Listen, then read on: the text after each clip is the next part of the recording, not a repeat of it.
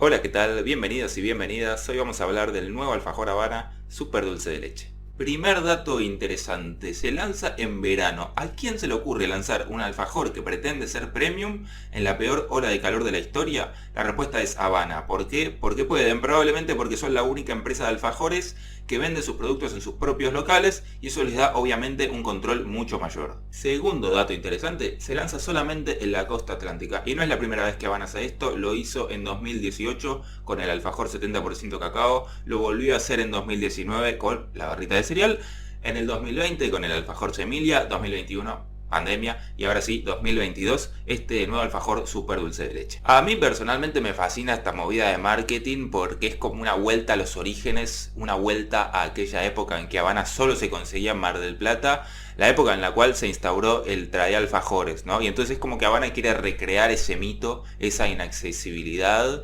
nostálgicamente, ¿no? Y de manera más general podríamos pensar incluso que es una referencia al mundo analógico, ¿no? A esa época en que las cosas eran difíciles de conseguir, un disco, un libro, una película, ¿no? Conseguirlos era toda una aventura y por eso mismo tenían un valor distinto. Bueno, y hablando de valores, hablemos del precio de este alfajor, ¿no? 185 pesos que lo convierten en el alfajor industrial más caro del país. ¿Y a qué responde este precio tan elevado? Bueno, el primer factor es el peso, ¿no? Se trata del alfajor más pesado, más grande de Habana, superando por 5 gramos al 70% cacao, que ya superaba por 10 gramos al alfajor tradicional, que pesa 55. Y el segundo factor parecieran ser los ingredientes. Los alfajores sin gluten son en general más caros y encima este tiene harina de almendras, que es mucho más cara que el resto de las harinas.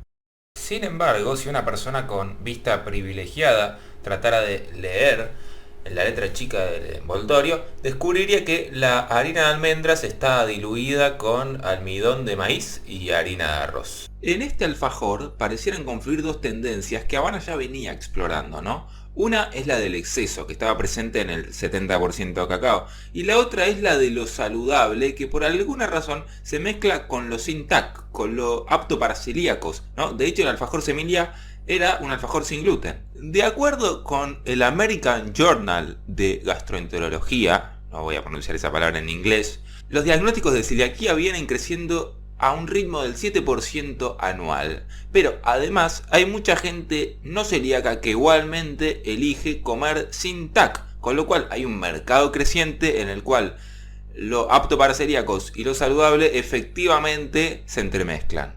Comer una naranja es como llevar un buen matrimonio. ¡Ya cómete la maldita naranja! Bueno.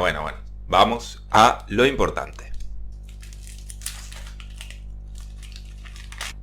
Es cierto que el calor lo hizo verga, pero igualmente es un alfajor un poco más grotesco. No tiene la elegancia clásica del Habana que todos conocemos, incluso suele venir un poquito destartalado. El olor a chocolate sí, que es muy persuasivo y entonces llegó la hora de la verdad.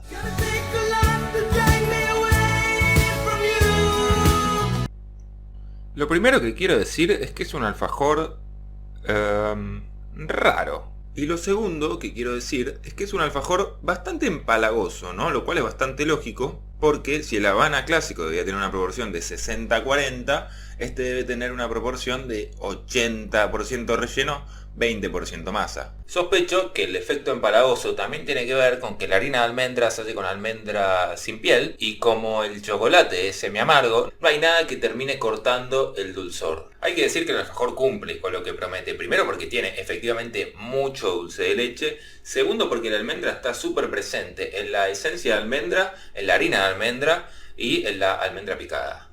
Podemos decir que si con el 70% cacao Habana había apostado por el exceso de chocolate, ahora apuesta por el exceso de dulce de leche. Pero para mí la decisión más polémica del alfajor es la de meter almendras trituradas en el medio junto con el dulce de leche. Esta idea ya había sido implementada en el alfajor semilla, que tenía semillas mezcladas entre la masa y el dulce de leche. Esta decisión es importante porque modifica radicalmente la economía del alfajor. Es decir, la típica sensación de morder un alfajor se transforma. Es decir, el contraste fundamental sobre el que descansa el alfajor, que es el contraste entre la crocancia de la cobertura, la fluidez del dulce de leche, queda en un lugar secundario porque lo opaca el contraste entre el dulce de leche y la almendra picada. Y personalmente creo que Habana cede algo de espacio para la sutileza al abandonarse a esta moda de tunear el alfajor con cosas medio externas a él.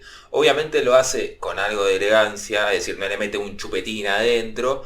La pasta resultante de esta combinación entre dulce y almendra me recuerda un poquito a la del Snickers, lo cual no está necesariamente mal. El Snickers es una gran golosina y la verdad es que este alfajor es súper disfrutable. Pero desde un punto de vista conceptual, creo que el tamaño del alfajor tan excesivo no aporta demasiado y las almendras trituradas tampoco. De todos modos, dejando de lado mis quisquillosos reparos, creo que este lanzamiento es un lanzamiento para celebrar. Habana pasó de ser una empresa conservadora a ser probablemente la empresa más innovadora.